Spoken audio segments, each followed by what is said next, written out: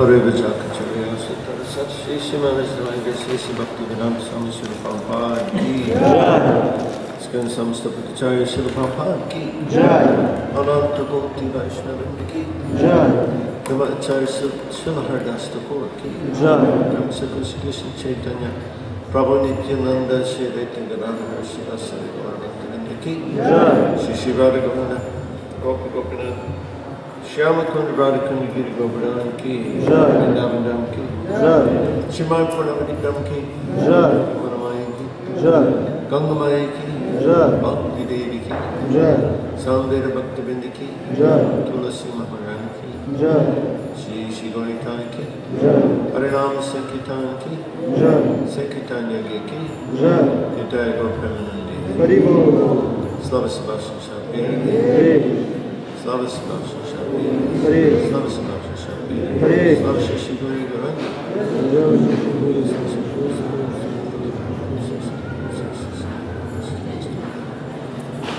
Shani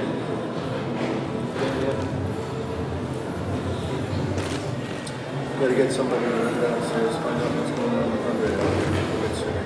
Sergey. Quickly. So Andre's down there trying to get my notes printed. I don't know what's going on. You know where they're done? Downstairs. So I'll go find them and I need those notes for class. I need them right away as soon as possible. Hare Krishna. Hare Krishna. So, I want to give you a little background to this class. Я сейчас дам некоторое предисловие к этой лекции. Put your microphone up. More. Bring it close to your mouth. Pick it up. Jenny. Lift it up. Jenny. Just lift it. Not there. There, the other.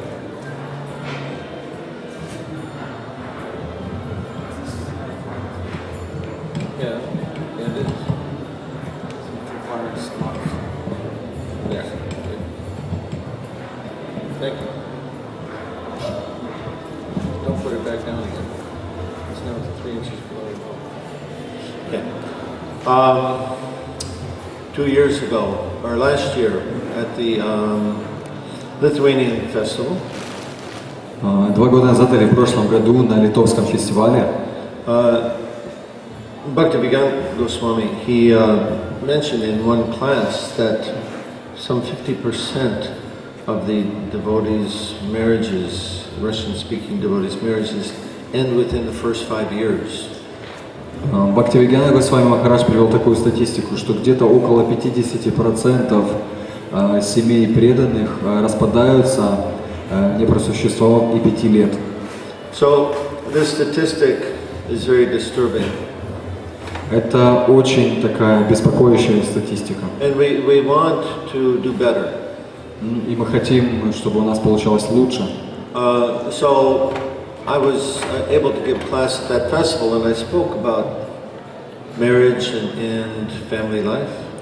И как раз на том фестивале я также давал лекции, я говорил о браке и семейной жизни. And the devotees had many questions. Went on answering questions for 2 hours. И преданные задавали очень много вопросов. Я отвечал на вопросы около 2 часов.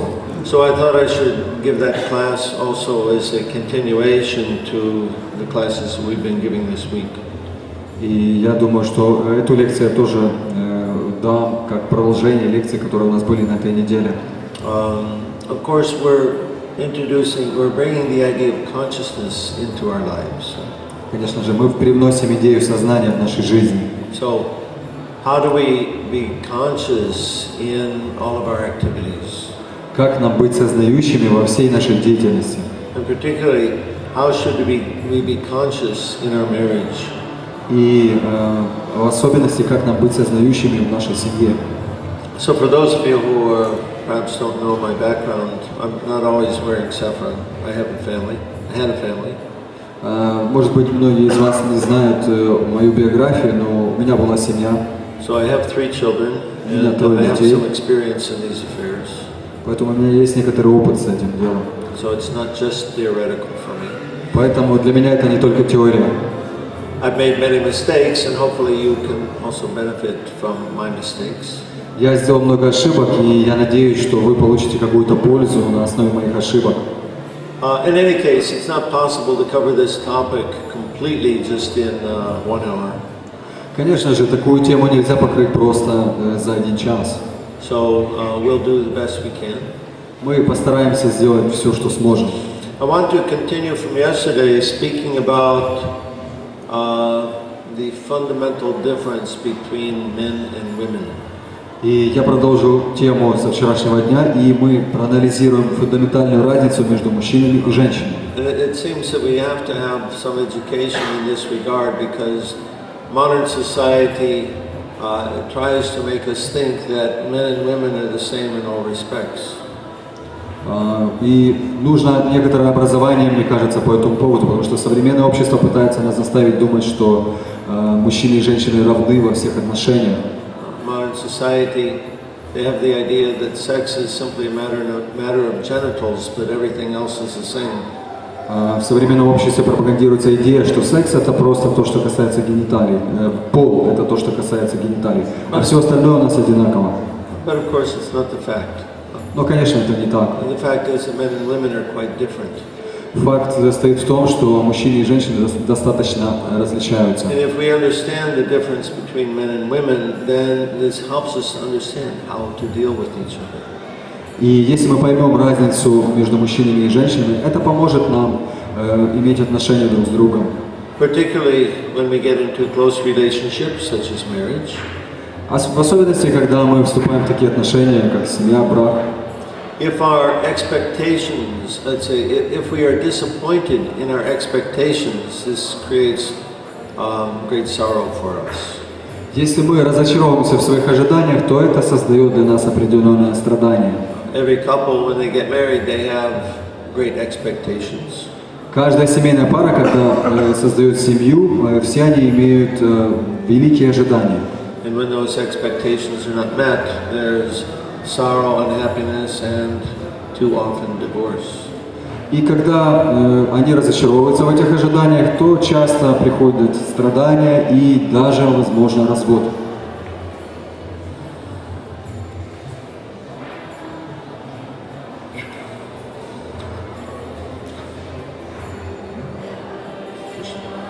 Okay.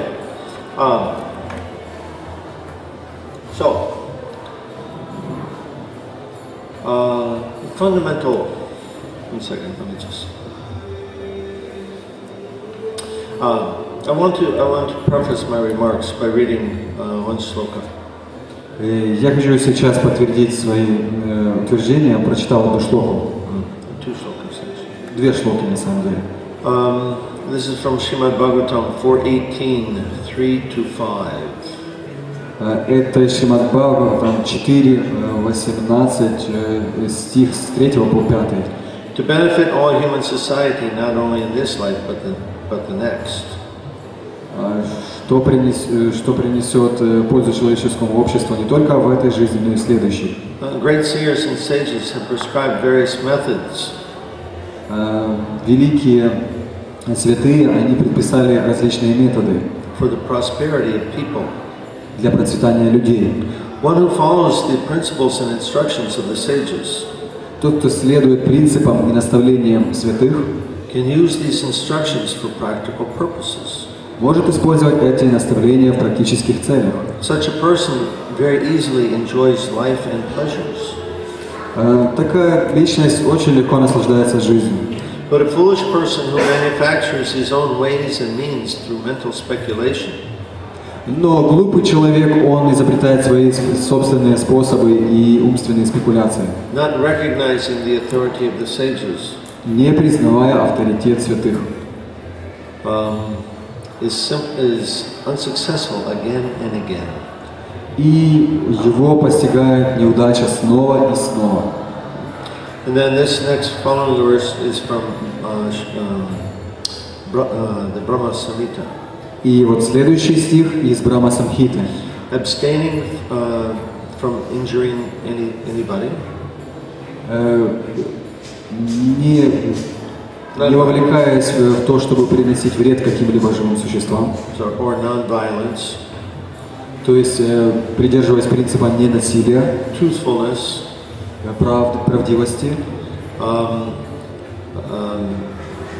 not stealing, taking the goods of others, honesty, ничего не красть, не брать какие-либо вещи других людей, purity, чистота sense control.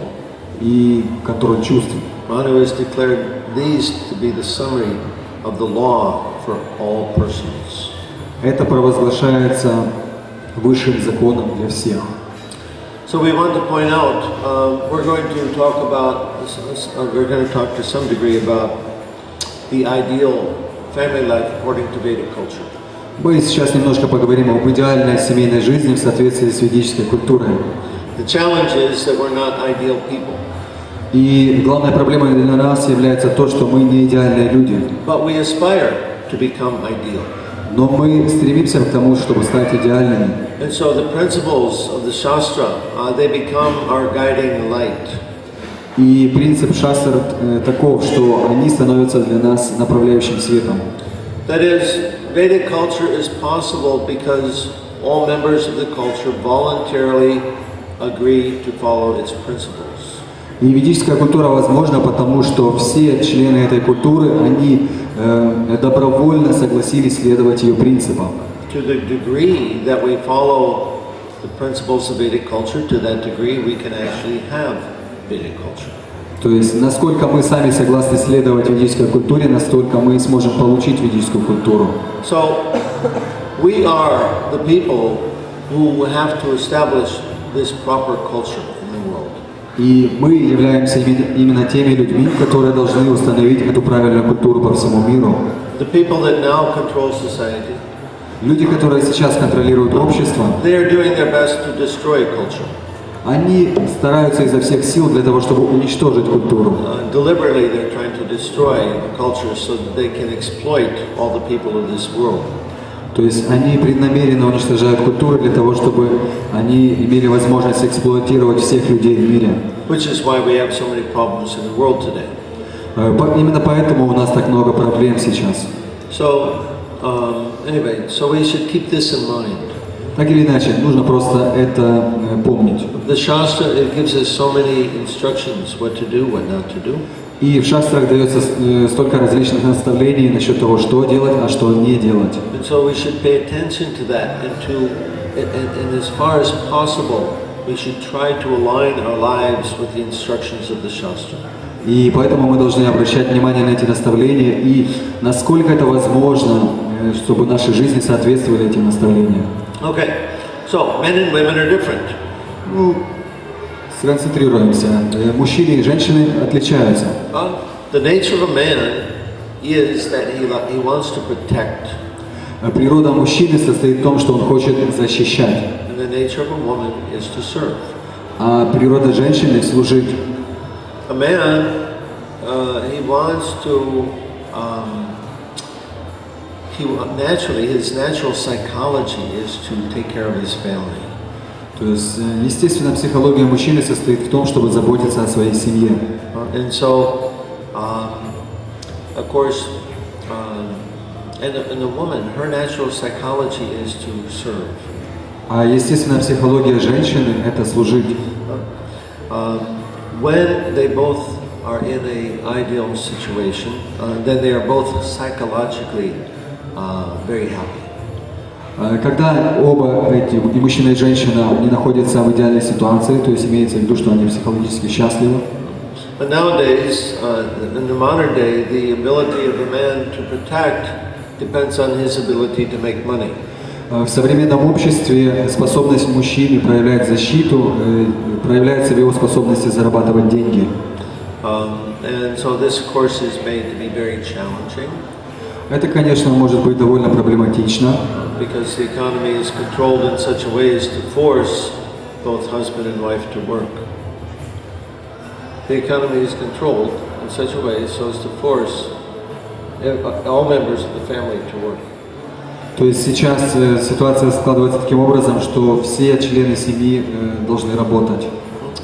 And consequently, so man is working, and also often the wife is working.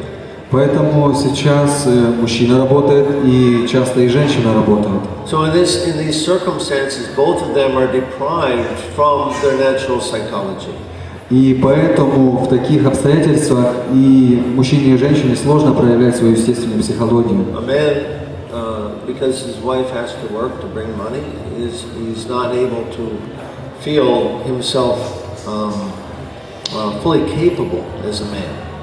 То есть из-за того, что жене также приходится работать, мужчина не чувствует себя полностью реализованным как мужчина.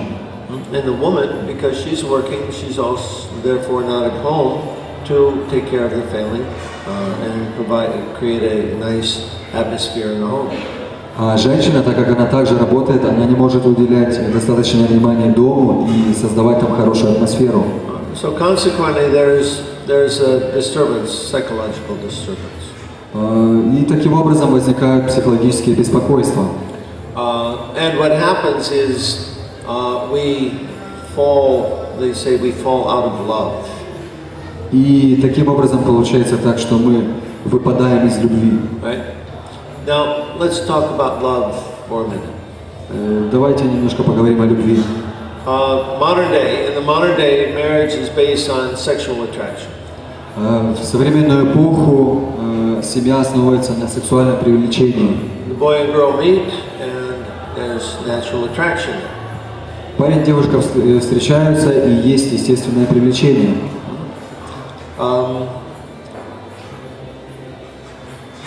If they cohabit prior to marriage, their whole relationship becomes contaminated by Rajagun. Если мужчина и женщина живут до создания семьи вместе, то вся их жизнь оскверняется раджагуном.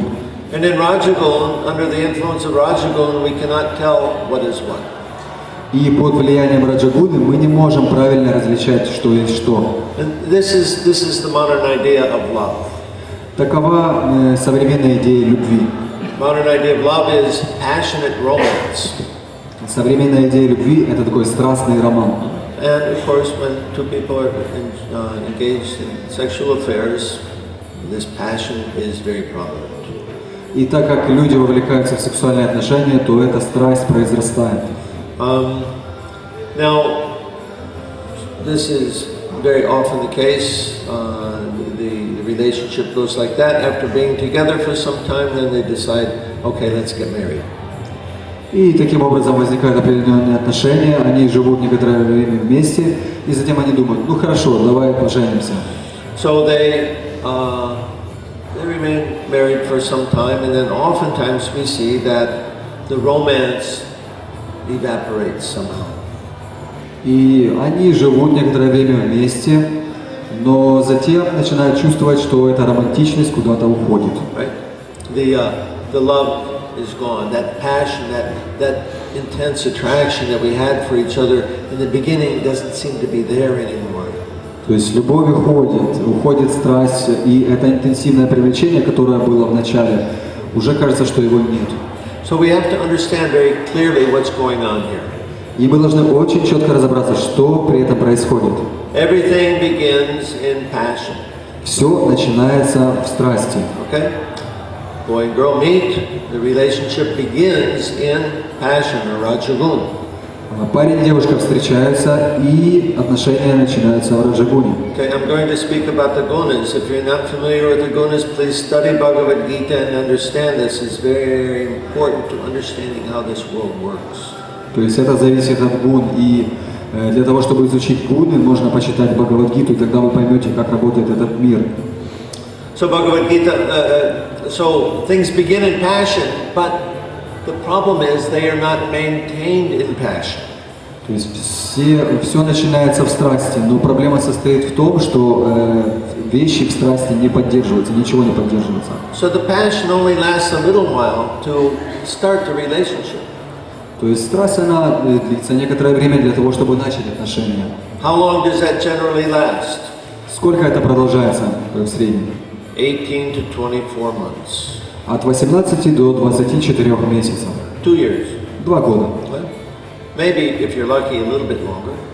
Если вам посчастливилось, то может быть немножко дольше. Then the relationship has one of two ways to go. И затем отношения развиваются двумя различными способами. It either has to go to sattva or it's going to go to tamaguna. Они идут к саттвагуне или же к тамагуне. Right? So, the characteristic of tamaguna is what? И характеристика тамагуны это что? Destruction. Уничтожение. Right? And the characteristic of sattva is А характеристика саттвагуны это что?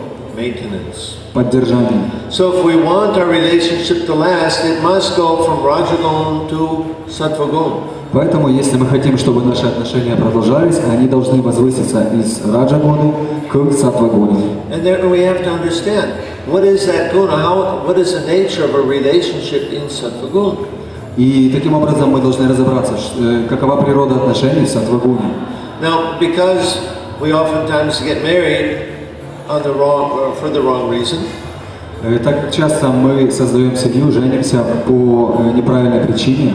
we get married for sense gratification. Мы, например, женимся для чувственных наслаждений. And if the sense gratification somehow or other stops, then, or we see the romance is gone, then we want out of the relationship. И когда мы видим, что чувственные наслаждения каким-то образом прекращаются или уходит романтичность, то мы начинаем задумываться о том, чтобы прекратить такие отношения. It's very important to understand that this rajagun, this passionate romance, cannot last. Очень важно понять, что эта раджагуна, эта страсть, она не продолжается долго. And I specifically say that to the ladies. И я особенно адресую это утверждение женщинам. Now, in America, but probably the same in here also, В Америке, но возможно и здесь также, the news, the magazines are full of romance novels. То есть в журналах описываются различные романтичные истории. So many books, real thick, 600-700 pages of romance. Толстые целые книги, 600-700 страниц, и там описываются романтичные отношения. You have those kind of books here? Есть такие книги здесь? Yeah, okay. Anyway, the ladies like this kind of thing. Так или иначе, женщинам нравятся такие вещи. That's okay. Это хорошо. But ladies, understand that cannot last more than a few years. Но, женщины, поймите, пожалуйста, это не может продолжаться больше, чем несколько лет. And if your idea is that you're going to have a lifelong passionate romance like that, you're going to be forever disappointed.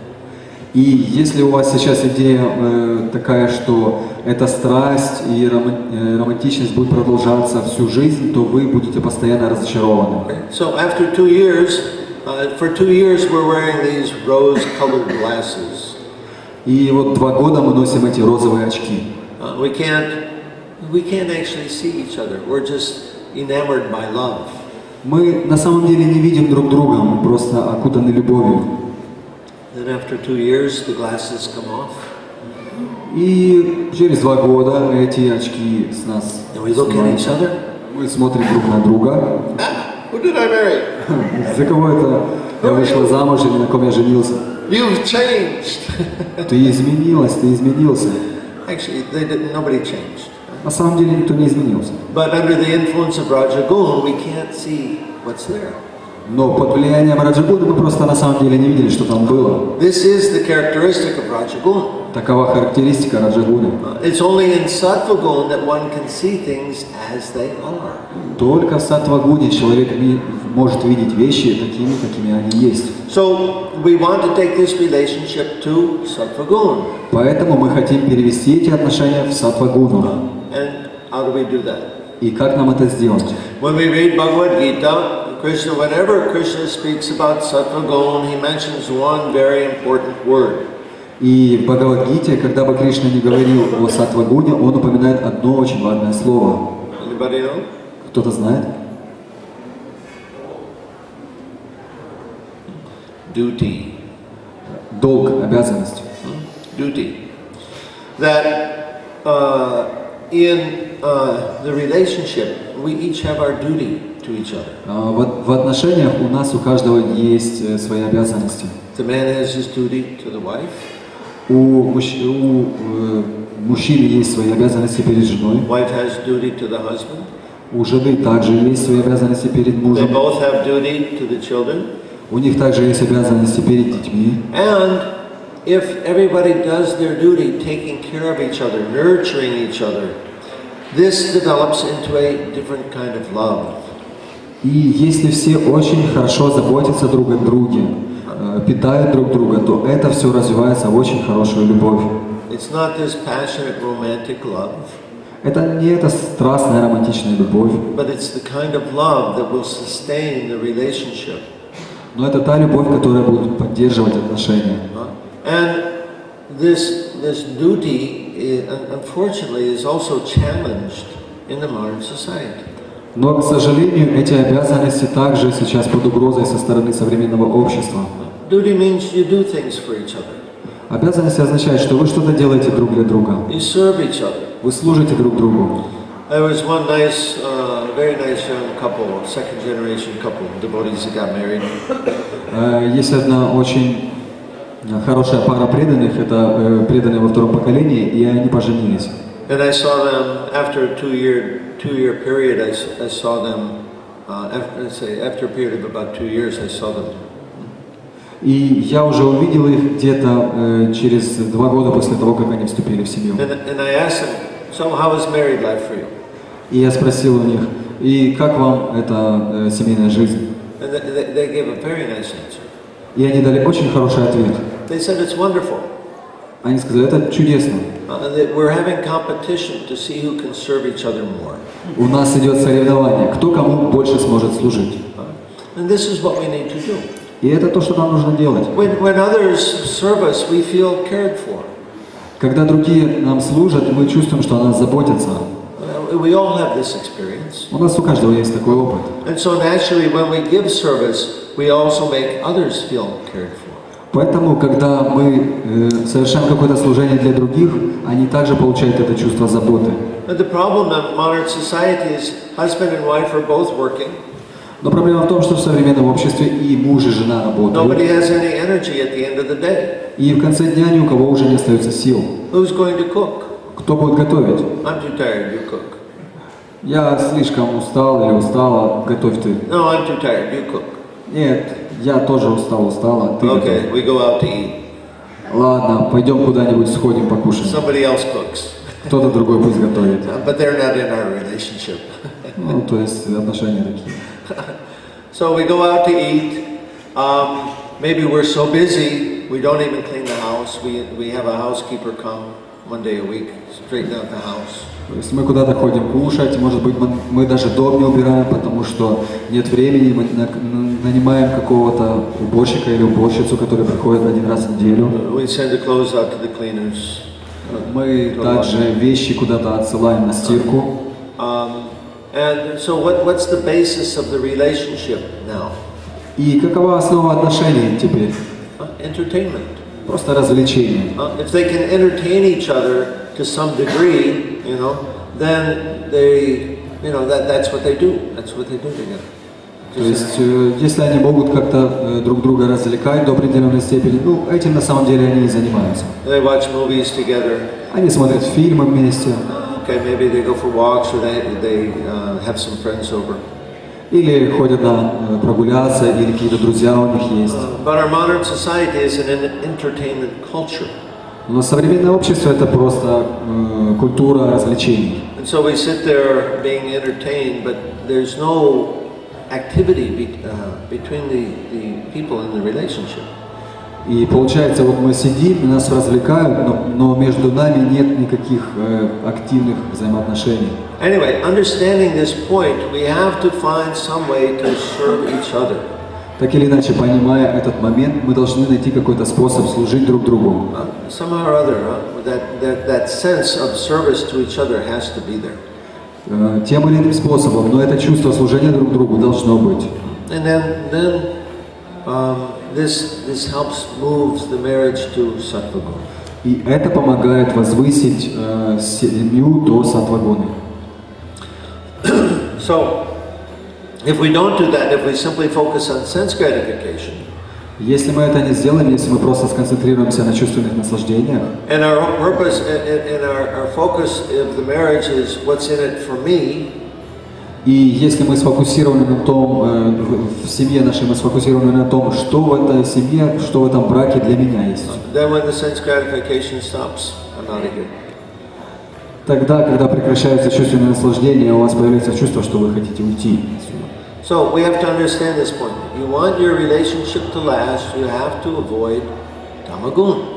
Поэтому вы должны понять этот момент. Если вы хотите, чтобы ваши отношения продолжались, вы должны избегать тамагуны. And you have to find ways to cultivate sattvagun. И вы должны найти способы культивировать саттвагуну. Okay? Now let's talk about some more differences between men and women. И сейчас мы обсудим также какие-то другие виды разницы между мужчинами и женщинами. Men are problem solvers. Мужчины – это те, кто решает проблемы. Ladies, when you have a problem and you talk to that problem to your husband, he naturally wants to solve it. Поэтому, девушки, если у вас есть какая-то проблема, и вы хотите ее решить, и вы говорите об этой проблеме мужчине, он сразу же хочет ее решить. But as I understand it, generally women aren't always looking for a solution.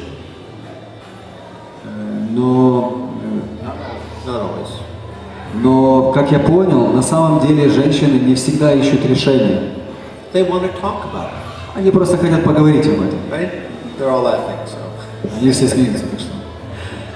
They want to talk about it. So don't go to your husband to talk about things. То есть не идите к мужу просто поговорить об этом.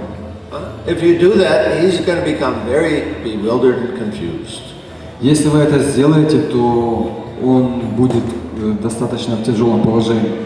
You told me there's a problem here, I'm trying to fix it, and you say, no, that's not what I want. Ты сказала, что есть какая-то проблема, я попытался ее решить, а теперь ты говоришь, что это не то, что ты хотела. How many have this experience? У кого был такой опыт? So what this means, ladies, is you need girlfriends. Poэтому это значит, что у вас должны быть подруги. Don't expect your husband to be your girlfriend. Не ожидайте, что ваш муж будет вашей подругой. Okay? You have to have a girlfriend who you can go and talk to, and you'll talk, and you'll both be happy. Вы должны найти себе подругу, с которой вы можете говорить и говорить, и говорить, пока вы не будете счастливы. Another thing is, a man wants to be a man.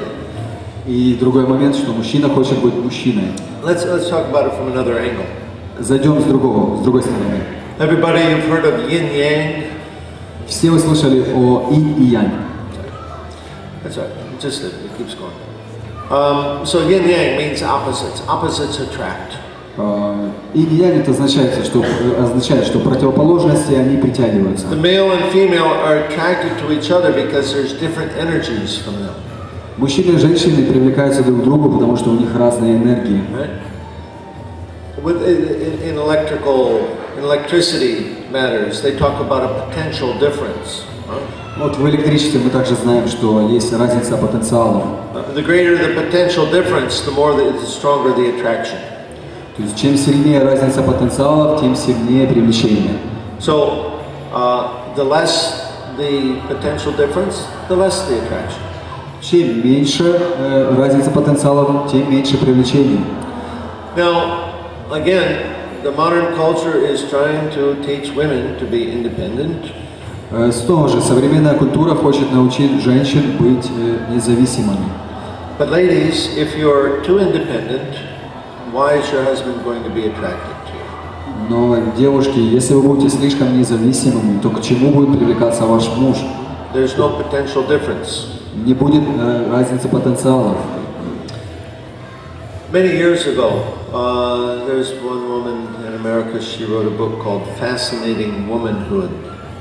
Много лет назад была одна женщина в Америке, она написала книгу, можно приблизительно перевести, как «Чудесная женственность». And this came out sometime in the 1960s, I believe. Она где-то в 60-х была написана. When women's liberation started. когда началось движение за освобождение женщин. Now I know in the Soviet Union probably the ladies were liberated long before that. Но в Советском Союзе, мне кажется, женщины были освобождены намного раньше. Anyway, as soon as this women's liberation started in America, the divorce rate started to go up. Но так или иначе, когда вот началось это движение за освобождение женщин, процент разводов начал стремительно расти. Because people, you know, when we start to live according to modern life, the potential difference between the men and the women is very small. Потому что когда мы начинаем следовать современному образу жизни, то разница потенциала между мужчиной и женщиной становится очень маленькой. And so the attraction, there's no attraction there. Поэтому привлечения его просто нет. This is another situation where they will say the love has gone out of our marriage. Это вот когда говорят, что любовь ушла из нашей семьи. And then they're trying to figure out what happened. What happened? We used to be attracted to each other. We used to love each other, but that feeling is gone. И они пытаются выяснить, что произошло. Мы ведь любили друг друга, но это чувство ушло. So in this book, Fascinating Womanhood, the author, she's advising ladies to be ladies. И в этой книге автор она советует женщинам быть женщинами. Now, if you go and live in a village, things take a very natural course. Если вы поедете жить в деревню, то все станет на свои места. Generally, the women aren't going to go out and chop wood. The men will chop the wood. They'll do the heavy work. Мужчины будут делать тяжелую работу. Because ladies simply don't have the bodily strength to do it. Потому что у женщин, естественно, недостаточно силы, чтобы делать тяжелую работу. And the ladies, they do the things that the ladies can do, of sewing and housekeeping, taking care of the house, making a nice environment. А женщины естественным образом будут заниматься какими-то женскими делами, содержать дом, создавать хорошую атмосферу, шить. But in the city, these things are unnecessary. Но в городах нет необходимости в таких вещах. We buy all of our solutions. Мы покупаем все, что нам нужно. I've got a food problem. I buy the solution. I go to the grocery store. Например, мне нужна еда. Я покупаю решение, я просто иду в магазин, покупаю продукты. I've got a heating problem. I buy the solution to my heating problem. Мне нужно отопление, я также покупаю это решение. Whatever my problem is, I'm going to purchase a solution to it. Какая бы ни была у нас проблема, мы просто приобретаем решение для этой проблемы. Consequently, my problem becomes how do I get money? И поэтому нашей основной проблемой становится, как заработать деньги. And men and women can do that almost equally well these days. И в наше время практически одинаковые возможности по зарабатыванию денег и у мужчин, и у женщин. So again, where's the potential difference between the male and the female? И снова же тогда, где разница потенциала между мужчинами и женщинами? So in this book, the author, who is a woman, she's advising the women to be a little helpless. Поэтому в этой книге автор, она женщина, она советует женщинам быть немножко беспомощными. To not try to take care of everything. Не пытаться обо всем позаботиться. But give room for your husband to be a man. Давать возможность мужу быть мужчиной. So, even though I practically never watched television, somewhere or other I saw a television program about this book. Я, конечно, практически не смотрю телевизор, но как-то мне попалась на глаза телепрограмма об этой книге. And they were interviewing one couple who were almost at the verge of divorce. И там брали интервью у одной пары, они почти уже собирались развестись. And so the lady, she got a hold of this book and she started to read. И жена из этой семьи, ей попалась эта книга, она начала ее читать. So she thought, why not give it a try? Because otherwise it looks like everything is lost. И она подумала, почему бы не попробовать следовать советам из книги, все и так уже потеряно. So she tried being let's see, she tried giving, she stopped paying the bills. Она прекратила платить по счетам. She let her husband handle the money. Она отдала менеджмент по деньгам своему мужу. She started to ask him for things that she wouldn't ask him for before.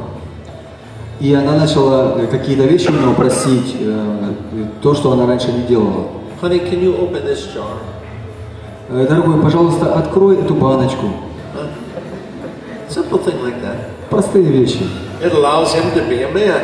И это позволяет ему быть мужчиной. Sure, I can do that. Конечно, я могу это сделать. Right? So simple things like this. Такие простые вещи. And she said, I was very surprised to see that, again, we started to have feelings of love for each other. И она говорит, я просто была удивлена, у нас снова появилась любовь друг к другу. Because there's a potential difference between the man and the woman. Потому что появилась разница потенциала между мужчиной и женщиной. So, you know, I recognize that I'm saying things more for the ladies than for the men. Я, конечно, понимаю, что я сейчас больше говорю что-то для женщин, чем для мужчин. But I want you to know, ladies, that actually your marriage depends more on you than it does on your husband.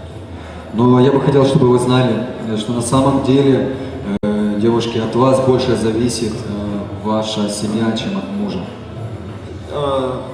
The man, the ladies are actually the persons in this world who are interested in relationships. Женщины, они на самом деле в этом мире те, кто заинтересован в отношениях. And your husband he comes along as a partner in that, but you have to actually steer the machine, right? You have to guide the marriage. То есть получается, что мужчина, конечно, становится вашим партнером в этом, но вы должны направлять вашу семью. Because men don't know how to do that. Потому что мужчины не знают, как это We делать. don't have a brain for that kind of thing. У них просто как бы ум в эту сторону не работает. But this is one of the things where the ladies are much far ahead of the men, very different from and far ahead of the men. То есть женщины в этом плане намного превосходят мужчин. So, you know, I'm only giving a little introduction to these things, and I don't know what's available to you in your language. Я даю какие-то базовые вещи по этим темам. Я не знаю, что вам доступно на вашем языке. But I would encourage you, everyone, well, even if you have a happy marriage right now, to learn about these things and to understand these things. Но я хотел бы вас воодушевить, даже если у вас сейчас счастливая семья, изучать эти вещи и понимать их. Because they will only be helpful for us in our relationships. Потому что они будут очень полезны нам в наших отношениях. So let's go on to the next thing. How do we live together? Давайте перейдем к следующему пункту. Как жить вместе? Again, we ask the question, what's the purpose of the relationship? Снова же зададим вопрос, какова цель отношений? In modern world, especially for people who are unconscious, their idea is, I am the enjoyer. В современном обществе, особенно для тех людей, кто не сознает свою жизнь, то идея такова, что я являюсь наслаждающимся. I'm in this relationship because it makes me happy.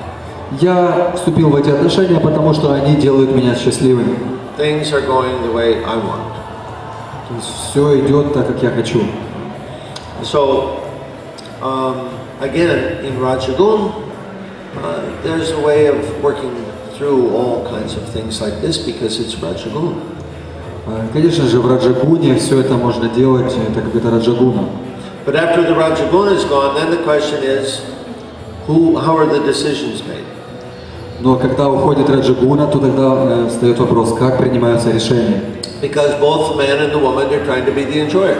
Потому что и мужчина, и женщина, они пытаются быть наслаждающимися. If he likes it this way and she likes it that way, how are you going to make a decision? То есть, если ему нравится что-то так делать, а есть что-то по-другому, то как будет приниматься решение? And you all know, there's innumerable things like this that we have to discuss. И, как вы знаете, просто бесчисленное количество проблем, которые нужно обсуждать таким образом. It's too hot, it's too cold. Слишком жарко, не слишком холодно. You know, turn on the light, no, turn off the light. Включи свет, нет, выключи свет. It's, more salt, no, less salt. То есть больше соли, нет, меньше соли. It's infinite, the number of things that, can go wrong. Таких вещей просто бесконечное множество. So there's one fundamental way of addressing these kinds of issues. И есть один фундаментальный способ, как иметь дело с такими вопросами. Again, it's a matter of sattva guna. И это снова же касается саттва-гуны. To give up this idea that I'm the enjoyer. Просто нужно отбросить эту идею, что я являюсь наслаждающимся. And to think of myself as servant. И думать о себе как о слуге. Both husband and wife think of themselves as servant. И муж, и жена должны думать о себе как о слуге. Servant of who? Слуга кого? Krishna. Кришны. So you keep the deity in your house. Поэтому держите божества дома. It's not his house, it's not her house, it's Krishna's house. Это не его дом, не ее дом, это дом Кришны. And you both live there as Krishna's servants in Krishna consciousness. И они оба слуги Кришны в сознании Кришны. That's one aspect of it. That's one side. Это одна сторона. So then there was one devotee, a devotee who was married for a long time, more than 30 years, and somebody asked him, "Tell me, what's the secret of his success in your marriage?" Один преданный, он был женат уже более 30 лет, и кто-то спросил у него, каков секрет успеха в твоей семье? And he said, "It's very simple. Он сказал, это очень просто. I'm the GBC and my wife is the temple president." Я GBC, а моя жена это президент храма. Right?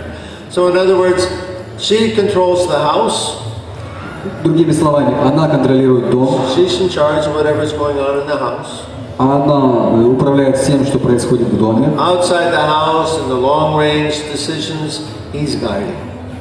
Но то, что касается каких-то вопросов вне дома или каких-то долгосрочных решений, то он уже принимает решения. Just like we earlier said, the ladies should not try to be men. We also have to emphasize here, the men should not try to be the wife.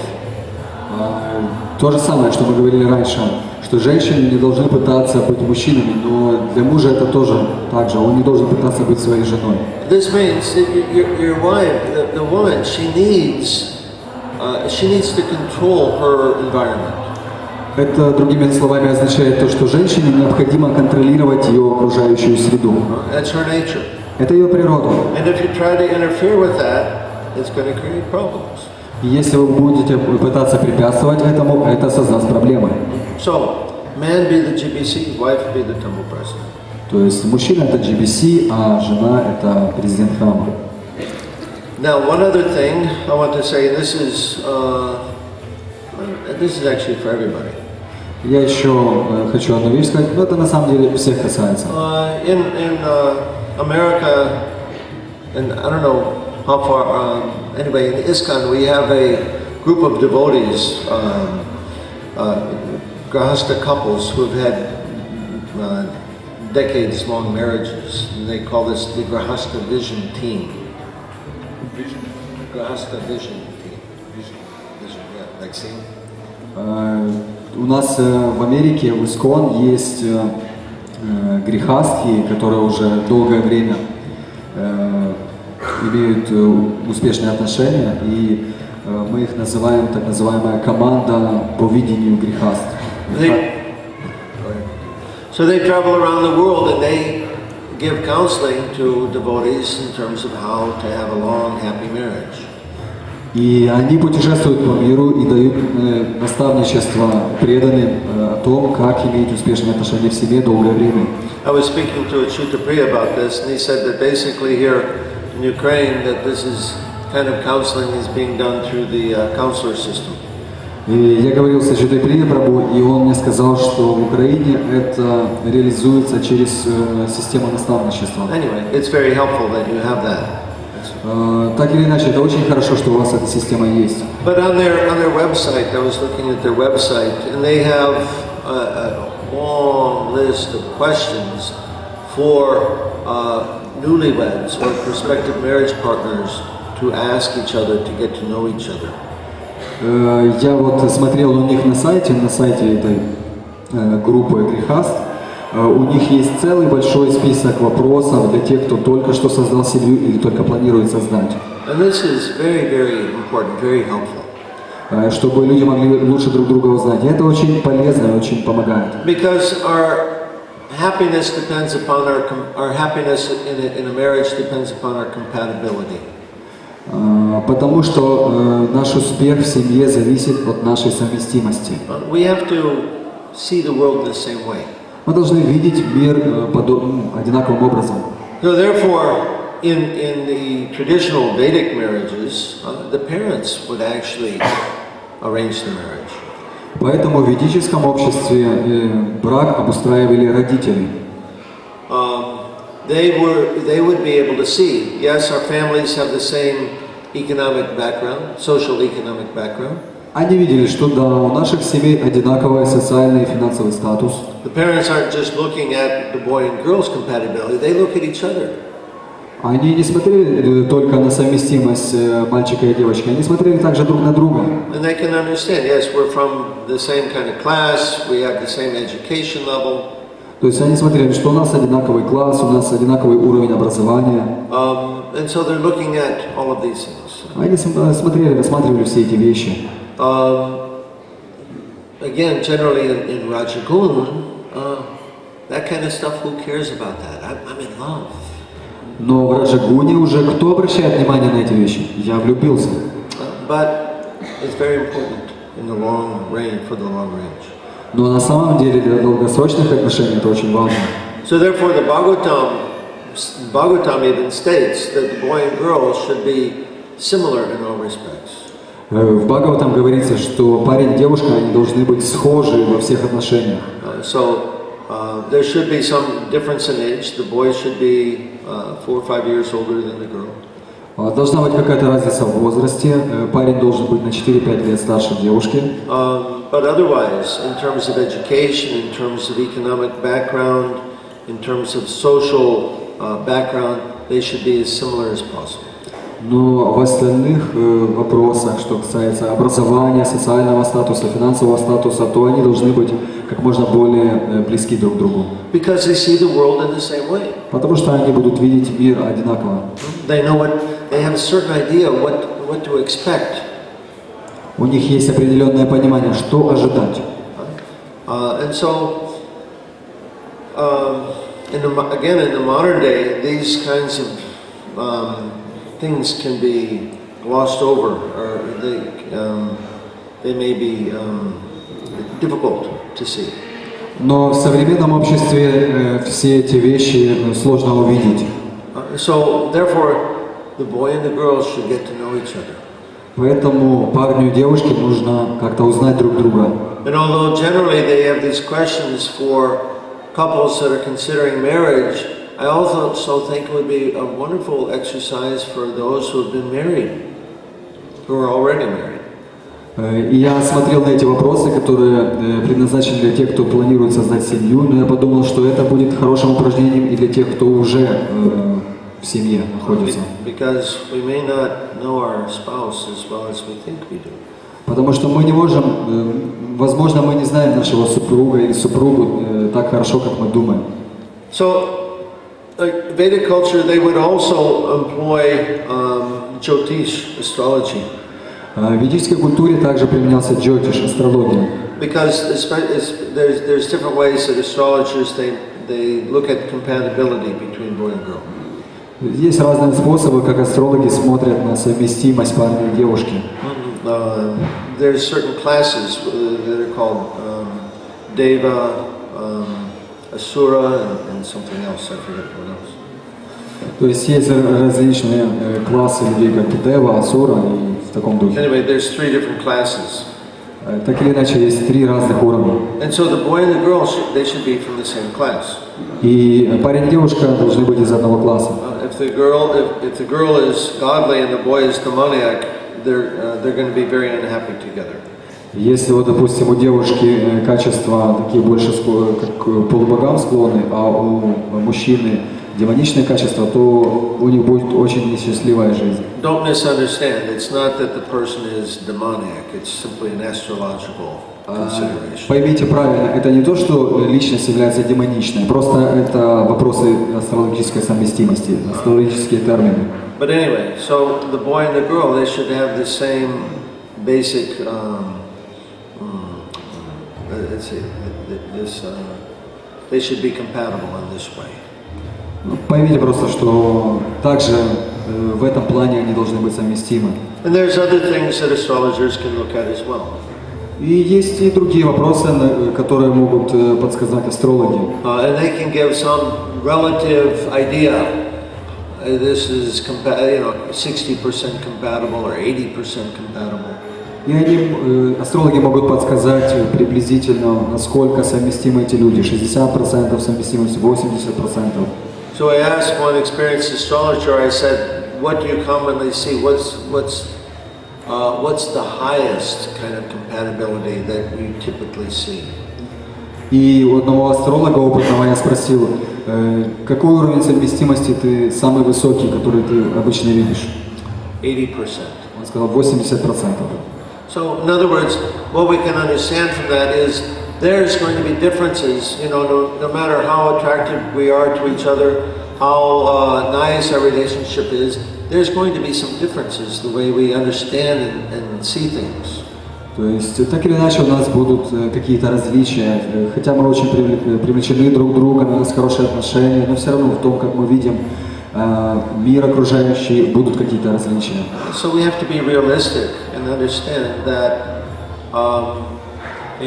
it's not that we're going to get married and live happily ever after. There's going to be some bumps in the road.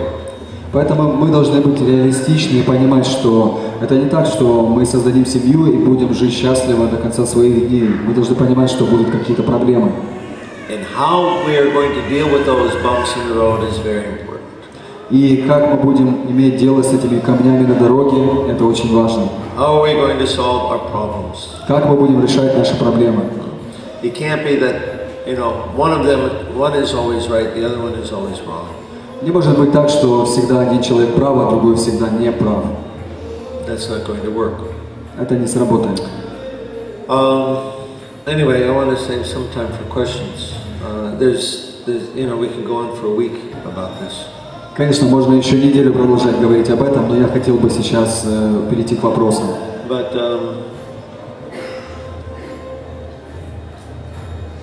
one second.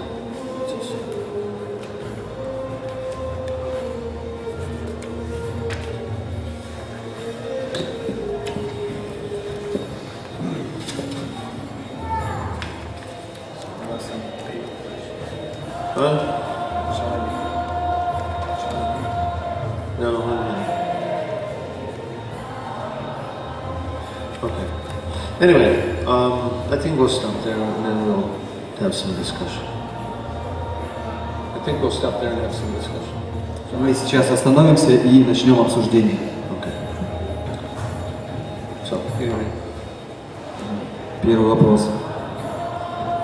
Мужчина 26 лет, нашел девушку, спал с ней, обещал жениться, но после 10 месяцев совместной жизни понял, что с ней нет ничего общего и заботился о ней ради желания заниматься сексом.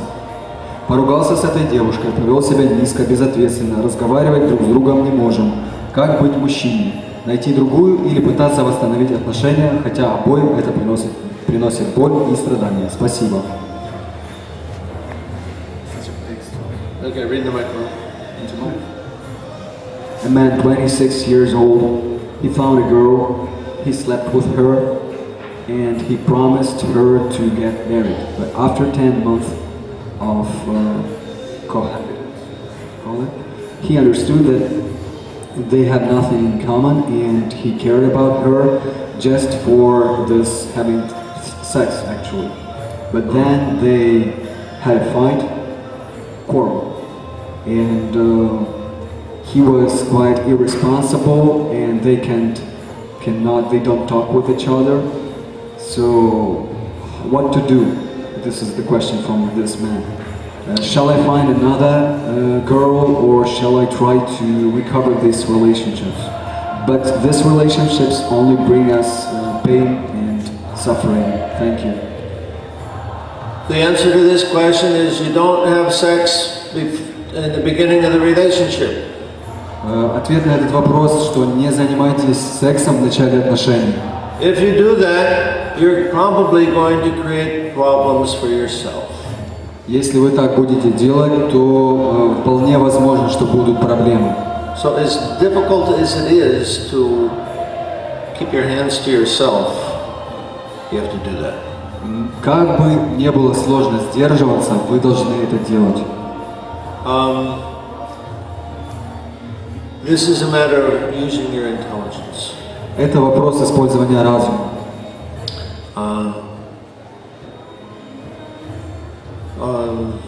Once the sexual union is there, the Rajagun, it's happening. Как только вы вступаете в сексуальный союз, то проявляется раджагуна. And then it's impossible to think clearly. И уже становится сложно думать отчетливо. So please, if you're serious about having a nice marriage, please protect it by not engaging in sex. Поэтому, пожалуйста, если вы хотите хорошую семью создать, то защитите все это, не вступая в сексуальные отношения.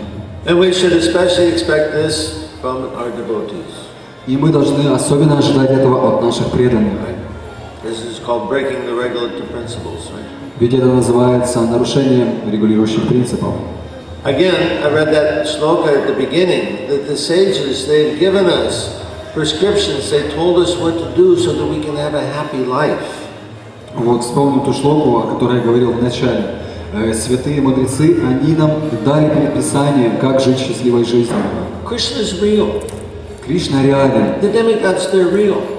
Полубоги также реальны. This world we live in didn't happen by chance. Этот мир, который мы видим, он не случайно появился. It was created with the purpose. Он был создан преднамеренно. And the Lord, He arranged for us He arranged to give us instructions that we can use so that we can be happy here. И Господь, Он создал определенные предписания, которые можно использовать и быть счастливым. And at the same time, make spiritual progress and go back to Godhead at the end of this life. И в то же самое время продвигаться духовно и вернуться к Богу в конце жизни. So to follow this requires some intelligence. Но для того, чтобы следовать этому, нужен какой-то разум. It requires spiritual strength. Нужна духовная сила and some determination. И решимость. These are all qualities of sattva guna. И это все качество саттвагуны.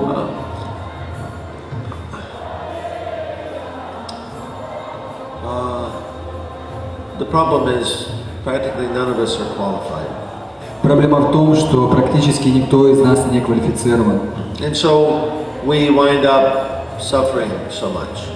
Поэтому часто все заканчивается страданиями. And the solution is that we become as qualified as possible, as quickly as possible. Поэтому решение состоит в том, чтобы стать как можно более квалифицированным, как можно быстрее. If you have the opportunity before you get married, live in an ashram for some time. Если у вас есть возможность, перед тем, как завести семью, поживите в ашраме некоторое время. This is a wonderful experience that will serve you your whole life. Это очень хороший опыт, который послужит вам на протяжении всей вашей жизни. And then you make your marriage, your relationship centered on Krishna consciousness. И затем вы сможете создать отношения, центром которых будет являться сознание Кришны. If you're Krishna conscious, all these bumps in the road, they will become not so significant. Если вы сознаете Кришну, то все эти камни на дороге, выбоины на дороге, они не будут иметь большого значения. But if we're not Krishna conscious, но если мы не сознаем Кришну, then we're going to wind up suffering a lot, probably. То, скорее всего, мы будем страдать. So please protect your relationship by following this rule very strictly. Поэтому, пожалуйста, защитите свою семью, следуя этому правилу очень строго. Okay.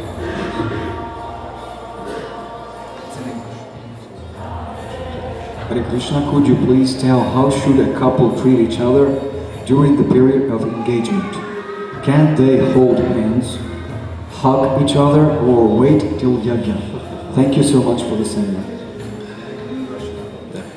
Hare Krishna. Могли бы вы, пожалуйста, сказать, как должна пара себя вести во время периода помолвки? Можем ли мы держаться за руки, обнимать друг друга, или нужно подождать до яги? Спасибо большое за семинар. This depends upon your degree of self-control. Это зависит от вашей степени самоконтроля. Generally, one thing leads to another. Обычно что-то одно ведет к следующему шагу. It comes to a point where it's past the point of no return. И часто это может привести к точке невозврата. Right? So, how far can you go without going too far? I can't answer that question.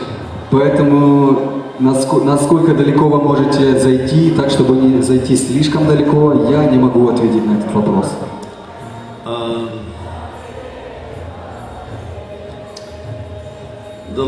Probably less is better. Less. То есть, чем меньше это делать, тем лучше. A little touching, naturally, is what, you know, the desire is there, huh? But you have to be very careful with it. То есть, ну, конечно, какие-то касания разрешаются, есть желание какое-то прикасаться, но вы должны быть очень осторожны. This is called playing with fire. Это называется играть с огнем.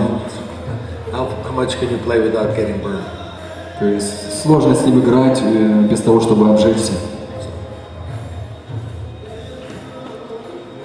Может ли у девушки быть предназначение больше, чем служить своему мужу?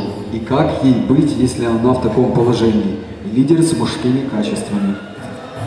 So can a girl have more, so say, she's created for more than just to serve her husband. And what to do if a girl has a lot of leadership qualities, men like leadership qualities? Generally, the Vedic conception is that the wife is the helper of her husband. Ведическая концепция такова, что жена помогает мужу. And for example, Draupadi, Draupadi. She was of course the wife of kings, the Pandavas. Right? Вот, допустим, Драупади, она, конечно, была женой царей Пандавов. And she was not just a housewife. И она не была просто домохозяйкой. She actually managed the royal household. She managed the royal household. Она распоряжалась царским двором. And the Mahabharata says that there was 100,000 persons under her management. И в Махабхарате говорится, что под ее управлением было 100 тысяч человек. This is a very capable woman. Это очень способная женщина. So, another example from Mahabharata is a man who is a cloth maker, weaving cloth. И другой пример из Махабхараты. Мужчина, например, занимается ткачеством. So the whole family is engaged in making cloth. И вся семья вовлечена в эту деятельность. Together they work in the field, they bring in the cotton. Они вместе работают в поле, выращивают хлопок. The children are carding it, and then the wife is spinning it into yarn, and the husband is weaving it. То есть дети его обрабатывают, жена накручивает, а сам уже муж что-то делает ткань из этого. In a situation where we're being, in circumstances in which we are self-sufficient, there's greater possibility of the family working together. То есть в ситуации, когда мы самодостаточны, больше есть возможностей семейного сотрудничества. In any case, whatever it is, the relationship will be benefited if the wife acts in support of the husband. Ну, так или иначе, если есть у жены возможность поддерживать своего мужа, то ваша семья от этого только выиграет. We don't always have ideal situations. Конечно, у нас не всегда идеальная ситуация. Maybe the wife has more abilities of leadership or business than her husband does. Иногда у женщины больше лидерских способностей или способностей в бизнесе, чем у мужа. But she has to be the person who sees how to do that in such a way so that her husband is not feeling emasculated. Но она должна сама понимать, как это все делать таким образом, чтобы ее муж не чувствовал унижения своего мужского достоинства. So yeah, naturally, women they want to do things in this world also. Естественно, что женщины тоже что-то хотят делать в миру. So we're not saying that you just take care of babies and make jam and apple pie all the time. То есть мы не говорим, что женщина должна только заботиться о детях, закручивать варенье и заниматься такими делами. You can do things, but ideally, try to do them in relationship with your husband. Вы, конечно, тоже можете заниматься и какими-то более масштабными вещами, но идеально, если вы сможете как-то сотрудничать со своим мужем. And there's many examples of this in our Vedic literature. И в ведической литературе очень много есть примеров этого.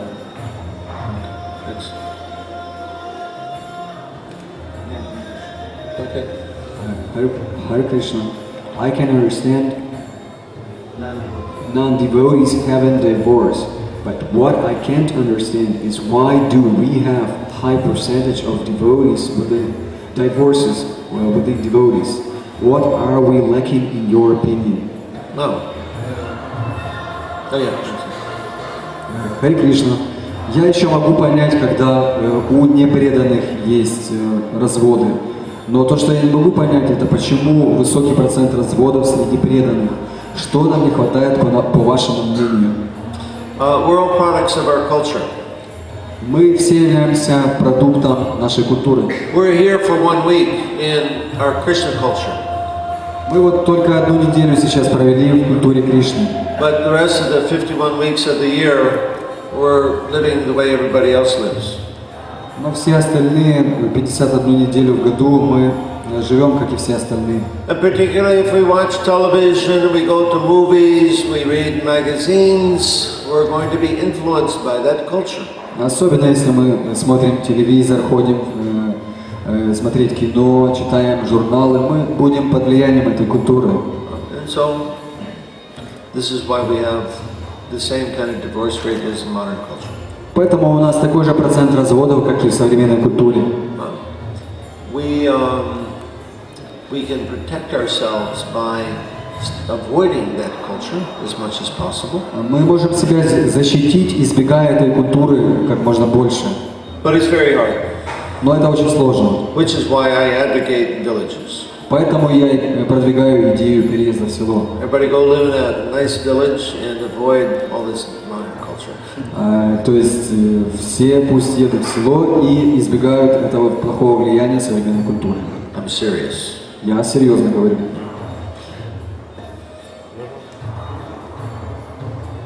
And ladies, don't read Cosmopolitan magazine. И девушки, не читайте журнал Cosmopolitan. Okay? Прабхупада говорил, что женщина должна быть под защитой мужа. Как поступить женщине, если она разочаровалась в отношениях до сознания Кришны и выходить замуж желания не возникает, несмотря на вдохновление преданных это сделать? Стоит ли ей менять свою жизнь и как это повлияет на дочь, которую она воспитывает без отца 10 лет? Спасибо. So, Prabhupada told us that the women should be protected, and what to do if it's a question from a woman. I got disappointed in my marriage before Krishna consciousness, and I don't have this desire to get married again, but devotees they might advise me to do so. So, shall I change my life,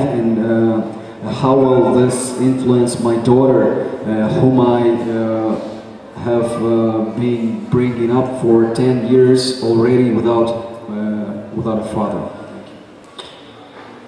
These kinds of questions, these kinds of things are very difficult to answer without going into great detail. На такие вопросы достаточно сложно отвечать, если не разбираться в подробностях. We don't have ideal Vedic culture. У нас нет идеальной ведической культуры. And it's unrealistic for us to expect that we should somehow or other force ourselves into an ideal Vedic culture. И нельзя ожидать, что мы сможем как-то себя впихнуть в идеальную ведическую культуру. We don't have the benefits that people in Vedic culture had. У нас сейчас нет тех благ, которые были у людей в ведической культуре. We don't, in Vedic culture they have a very extended family and a very extended support system. В ведическом обществе у них очень такие большие семьи и очень хорошая поддержка. And we don't have that. У нас этого нет. So we have to struggle along as best we can in most situations. Поэтому в большинстве ситуаций нам приходится пробиваться, бороться. I think it's wrong for us to simply say, "Oh, this is the way they did it in Vedic culture, therefore we must do that." Мне кажется, неправильно говорить, что вот так они делали в ведической культуре, поэтому и мы так все должны делать. Well, in Vedic culture, the people were more ideal. В ведической культуре люди были более идеальны. It was a different culture. Это была другая культура. So it would be nice, just generally, it would be nice if this girl had some father figure in her life. I don't know if she sees her father or not. То есть, конечно, хорошо бы было, если бы ваша дочь имела кого-то, кто заменял бы ей отца. Я не знаю, конечно, видится ли она с отцом сейчас. Anyway, I can't give a detailed answer to this question without knowing so many more of the details themselves. Но, так или иначе, я не смогу дать хороший ответ на этот вопрос без погружения в детали какие-то. The main point is that we're not going to try to be, we can't achieve an ideal Vedic society simply by trying to force ourselves into that. Но что я хочу сказать, это мы не сможем достичь идеального ведического общества, просто пытаясь себя туда силой ввести.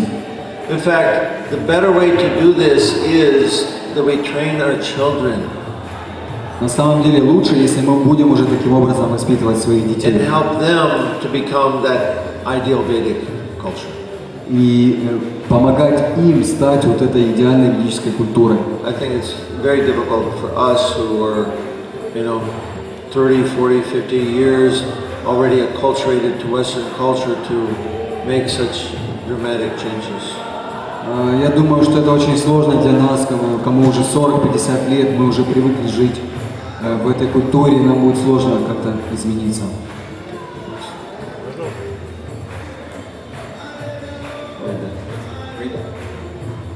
Правильно ли я поняла? Чтобы развивать саттва-гуну в семейных отношениях, в первую очередь необходимо следовать долгу. Скажите, пожалуйста, может, есть еще какие-то наставления по развитию отношений в сторону саттва-гуны? Спасибо.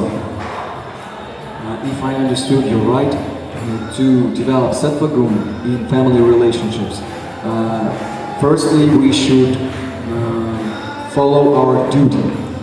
Please tell us, maybe there are some other instructions about developing sattva-guna in our relationships. Well, the general things about sattva-guna apply. Все, что обычные вещи, что касается саттва-гуны, все это применимо. Don't stay up late at night. Не ложитесь поздно. Go to bed early, get up early.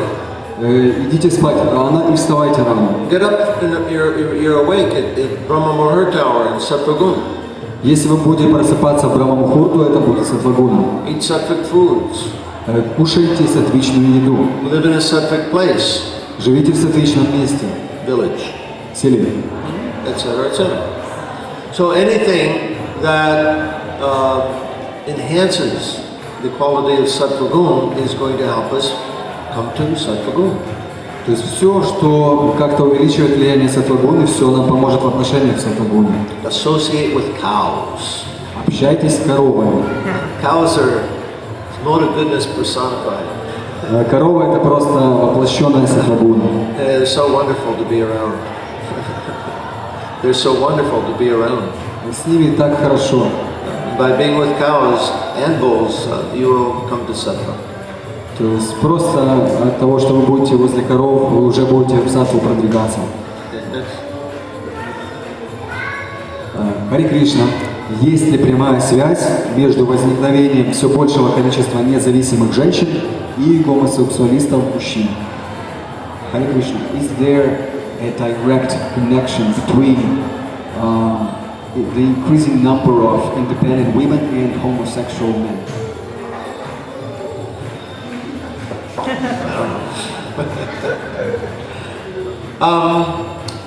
Let me just say, before there's devotees are leaving, Alexander is in the back of the room. He has some of my books, Spiritual Economics. If you want to get a book here, you give a donation, whatever it is.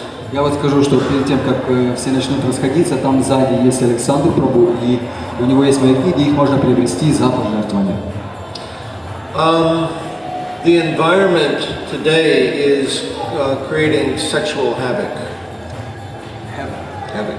Современное общество и окружение, которое у нас сейчас есть, оно создает сексуальный беспорядок. There's one chemical called bisphenol A. Bisphenol A. Есть такая химикалия, химическое вещество, называется, я точно не знаю, переведу ли правильно. It's the chemical in water bottles that makes them clear. The chemical that makes this bottle clear. То есть это то химическое вещество, которое заставляет бутылочку быть прозрачной. 30 years ago, we didn't have clear plastic bottles. Допустим, 30 лет назад пластиковые бутылки не были прозрачными. But this chemical is called a hormone imitator. Это химическое вещество, оно называется имитатор гормона. And it does very strange things for our sexual chemistry. И оно производит очень странное влияние на нашу сексуальную химию. These chemicals are actually causing the men to be more like women and the women to be more like men. На самом деле это влияет таким образом, что мужчины становятся более похожими на женщин, а женщины более похожими на мужчин. They also result in what's called precocious puberty, early puberty. Это также приводит к такому явлению, как ранняя половая зрелость.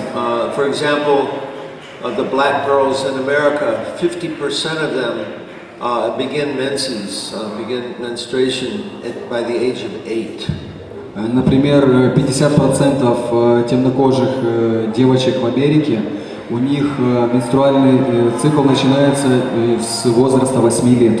And 50% of all the girls achieve puberty by the age of 10 and a half. А у всех девушек это начинает проявляться, то есть у всех уже, к 10,5 годам. Now how can such a young girl understand how to deal with her emotions at that age? И как такая юная девочка, она может вообще понимать, как разбираться с ее эмоциями, которые проявляются в столь раннем возрасте? In any case, we're under so many disadvantages. В любом случае, у нас сейчас очень много неблагоприятных условий. So there are many external factors that contribute to all this sexual confusion. Есть очень много внешних факторов, которые влияют на все эти сексуальные отклонения.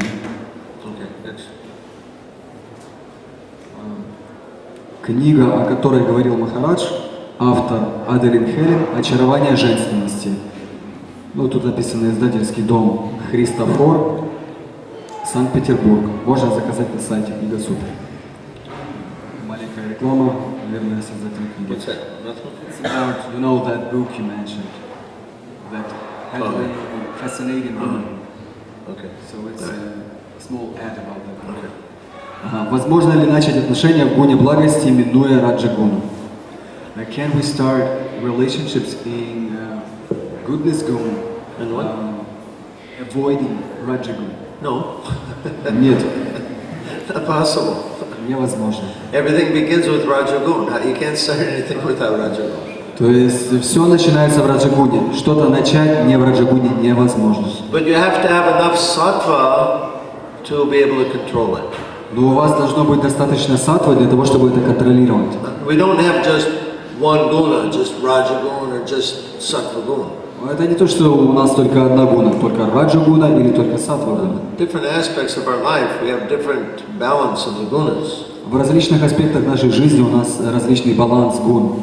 So if we have proper training, if we have proper learning, teaching in spiritual life, this sattva should help us to control the rajas. Поэтому, если у нас есть правильное обучение, правильное духовное обучение, мы сможем с помощью саттвы контролировать раджас. Rajaguna is not bad. Раджагуна, она неплоха. In this world, all the gunas are required. В этом мире все гуны нужны. But they have to be balanced properly. Но просто нужно достичь правильного баланса. If they get out of balance, too much in one area, not enough of the other, then things become problematic. Если баланс сбивается, слишком много отклоняет в какую-то одну гуну, то тогда возникают проблемы. So a strictly sattva-gun relationship is brother and sister. Вот если так строго сказать, то отношения в саттва-гуне это брат и сестра. That's not going to be romance. Здесь не будет какой-то романтичности, никакого романа не будет. Husband and wife. Что делать девушке с элитного круга, если в элите нет мужественного мужчины, одни гулящие, а простой не обеспечит тот уровень, к какому она привыкла? What to do if I am a girl from elites? From what? From high class of society.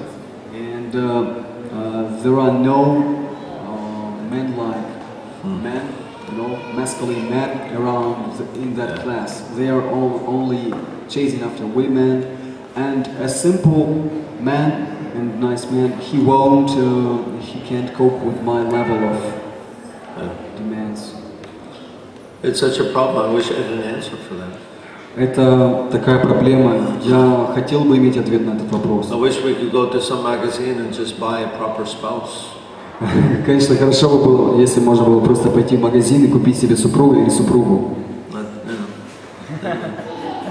Good luck, удачи. Удачи.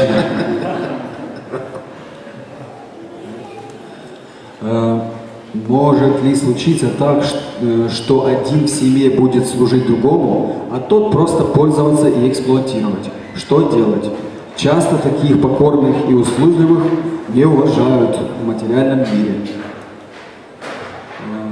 So, can there be such a situation when one person serves another person, but that person only exploits this? What to do? Oftentimes in this material world, such serving behavior is not respected. Right. Relationships, all relationships are based on mutual respect. Все отношения, они основаны на взаимоуважении. There must be giving and taking both.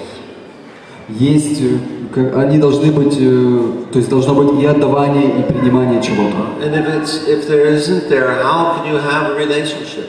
И если этого элемента нету, то как вообще возможны отношения? Or how can you happily stay in such a relationship?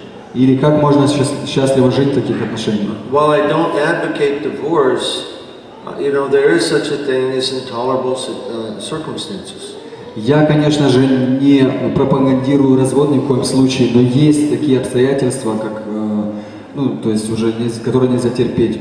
But don't, in any case, you need the help of your counselors to help you deal with such questions. Но вам просто нужна помощь наставников, чтобы разбираться с такими вопросами. Separating, leaving a marriage, there's no guarantee that the future is going to be any better. То есть жить в таком браке, может быть, и нет надежды, что что-то в будущем улучшится. So the best thing is you try to fix the situation that you're in. Поэтому попытайтесь просто repair. То есть попытайтесь просто исправить ту ситуацию, которая сложилась сейчас. Я старше своей жены на 7 лет, и у нас ребенку почти 6. Мы 7 лет в браке. Привлеклись телесной концепцией. Мы тогда не знали сознания Кришны. Теперь своими упреками по поводу невыполнения супружеских обязанностей жена жена своим недовольством и недоверием я достал ее совсем. Жена не хочет со мной жить, просто идти некуда. А я решил, что буду всего лишь верным и заботливым. Но натыкаюсь на полный лед. Она говорит, что ничего хорошего ко мне не чувствует. Астролог сказал, что 80% того, что мы разведемся, это ужасно. Как нам быть, Харе Кришна? Жена не читает джапу.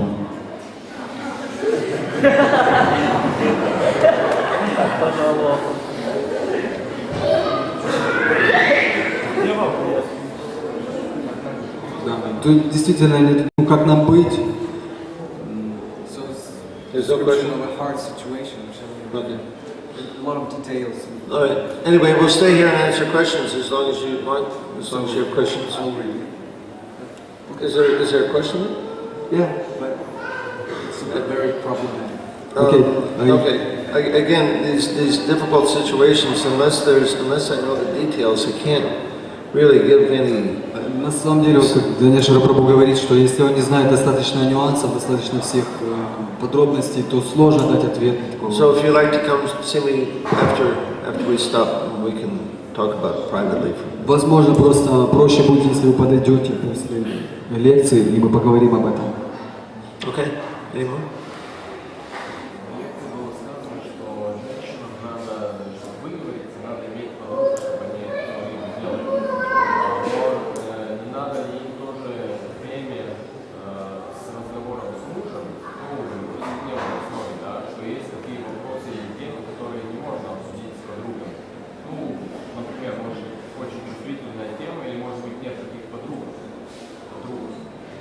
Надо ли какое-то время все-таки уделять жене и То есть, получается, в лекции говорилось, что если жена хочет просто поговорить, то ей лучше найти подругу. Но есть ведь такие темы, допустим, какие-то серьезные, которые с подругами нельзя обговорить, или просто подруг нет, то следует ли мужу на какой-то ежедневной основе уделять время своей жене? Question is, as you told before, if a woman wants to talk, she must find a girlfriend. But sometimes there are such issues which it is not very easy to discuss with girlfriends, and maybe there are no girlfriends. So, shall a man give a certain amount of time daily to his wife for just talking? I'm not trying to be just black and white here. Я не пытаюсь здесь просто, знаете, определять что-то как черное или белое. That was a general statement to state that men, when in a discussion, they're looking to solve the problem. Это было просто общее утверждение, что в разговоре мужчина всегда пытается решить проблему. And particularly when the woman, the wife, if she wants, to talk about something, but she's not really interested in a solution, that her husband is going to become bewildered by this conversation. Особенно если у женщины есть какая-то проблема, и она начинает об этом говорить мужу, то муж сразу же начинает искать решение, и реакция жены на это может его привести в замешательство. This is not to say that the husband and wife don't talk to each other. Это, конечно же, не означает, что муж и жена вообще не должны говорить друг с другом. Of course, you must talk to each other. Конечно, вы должны говорить друг с другом. And you can talk about so many things. Можно говорить о стольких вещах. Okay. But, particularly if there's like some issue, something going on. Особенно, если есть какая-то проблема, какой-то вопрос для обсуждения, что-то происходит. I'm just trying to point out that men and women process information differently. Я просто хотел отметить, что мужчины и женщины, они обрабатывают информацию по-разному. When a man hears about a situation, he's thinking about how to solve it. Когда мужчина слышит о какой-то ситуации, он сразу же думает о том, как ее разрешить. Which is not necessarily the case for the woman. А для женщины это не обязательно цель разговора. So, maybe there's no proper girlfriend to talk with about these things. Возможно, да, нет хорошей подружки, с которой можно что-то обсудить. You have a counselor, Но есть наставник or your mother, или мать. or, anyway, like that. Ну, что-то такое. Is that clear enough? Это как-то помогло вам? Yeah. Okay. It's not that you ignore your wife, don't talk to her because... Это не означает, что вы не должны разговаривать с женой. You had a question earlier? Видишь, я хотел задать вопрос. Сейчас дети большую часть в школе своей жизни, 12 лет учатся, 7 лет, учатся материальному складу ума. Стоит ли какую-то находить альтернативу или не заслуживает как бы большого вопроса? Ну, как бы... Стоит ли искать альтернативу? Да, какую-то другую, допустим, ограждать ребенка от этого или не нужно? Сейчас дети проводят большую часть времени в школе, 12 лет они обучаются в школе, они обучаются материальному складу ума. Стоит ли искать какую-то альтернативу такому образованию? So, now children spend a lot of time at school, 12 years, they receive this materialistic education. So, shall we search for some alternative system of education? Ideal if you can, much better if you can. Да, конечно, намного лучше будет, если найти что-то. Different countries of the world, they have different laws regarding that. В разных странах различные правила насчет этого. In America and in England, parents can teach their own children at home. Например, в Америке и в Англии родители могут обучать детей дома. Not every parent is capable of doing that. Конечно, не все родители способны на это, But it's possible. но это возможно. In any case, government school is for indoctrination. It's not just for education; it's for indoctrination.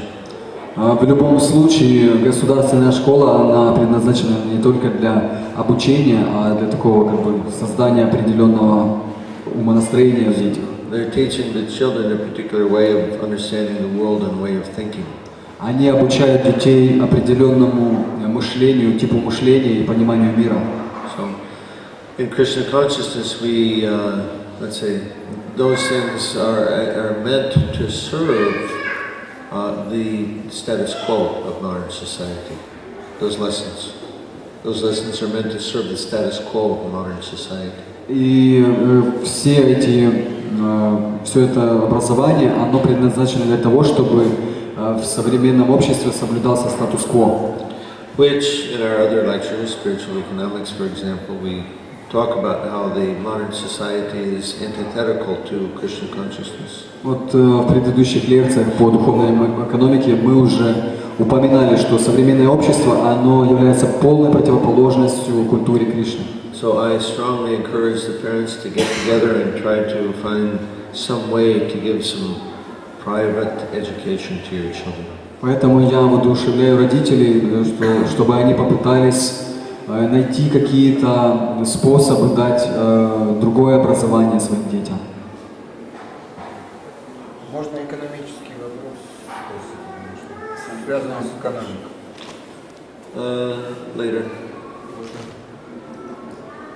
Anything else? Что-то еще? Есть вопросы?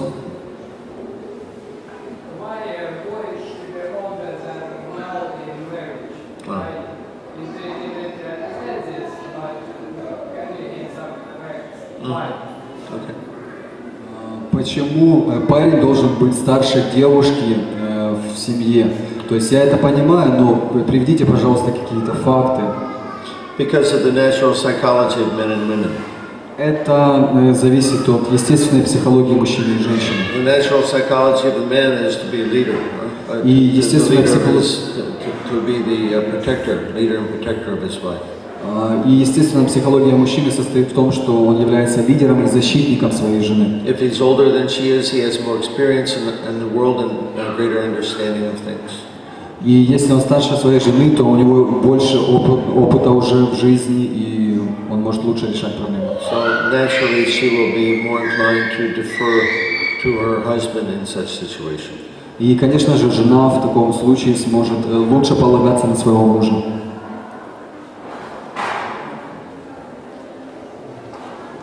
Я слышал такое мнение, что подорожание цен связано с подорожанием нефти.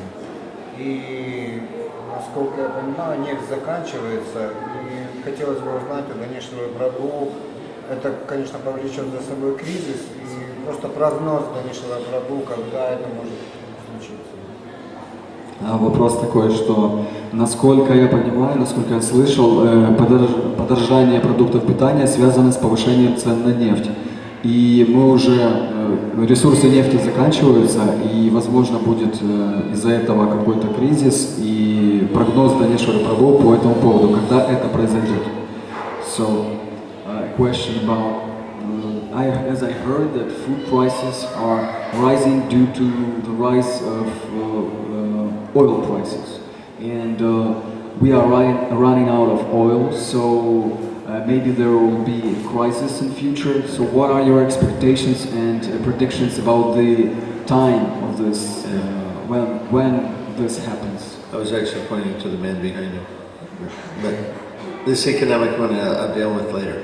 На самом деле, я вот за вами человек сидит, я говорил, чтобы он задал вопрос, но вот этот экономический вопрос я вам лучше позже сам расскажу. Вначале нужна астрология, чтобы определить совместимость пар. Но когда пара начинает преданное служение, астрология будет влиять? Ну, то есть, наше умонастроение такое, чтобы постоянно обращаться к астрологам по любому поводу. То есть, нужна ли потом астрология? Потом, после создания семьи. Когда начинает преданное служение уже в саму семью?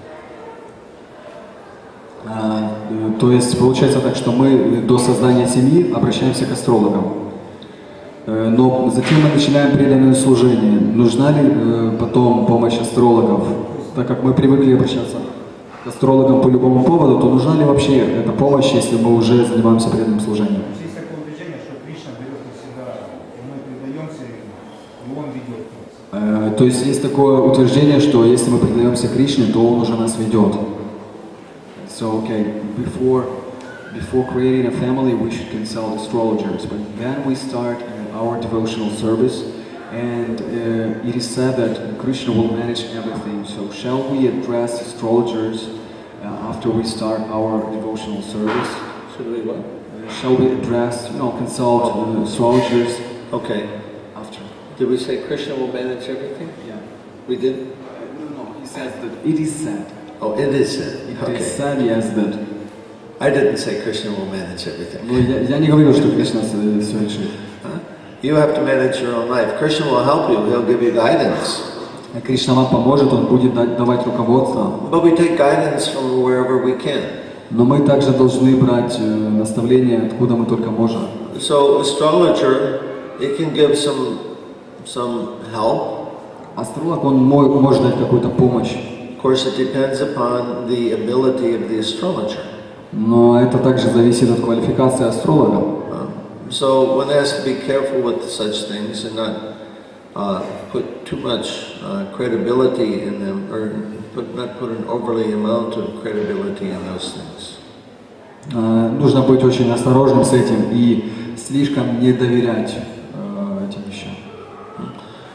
Generally, we go to astrologer because we want to know the future.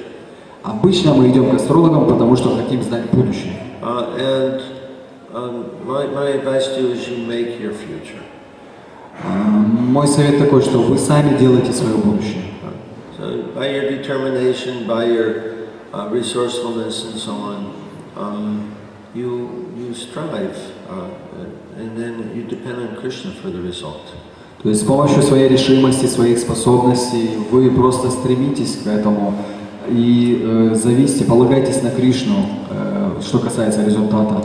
There's a tendency to think, oh, I go to an astrologer and he says such and such is going to happen, and in 6 months everything will be great, and so, oh, good, all I have to do is just wait 6 months. Мы иногда думаем, что мы сейчас пойдем к астрологу, он нам скажет, что вот такое что-то хорошее произойдет через 6 месяцев, и мы тогда думаем, ну все, тогда можно просто сидеть и ждать 6 месяцев. Anyway, it's one factor, it's not everything. Это один из факторов, это еще не все. Okay, I think we should formally stop here, and then if any of you have any private questions, you can come up afterwards. Мы сейчас формально прекращаем лекцию. Если у вас остались какие-то вопросы, можно после этого пообщаться. Thank you very much.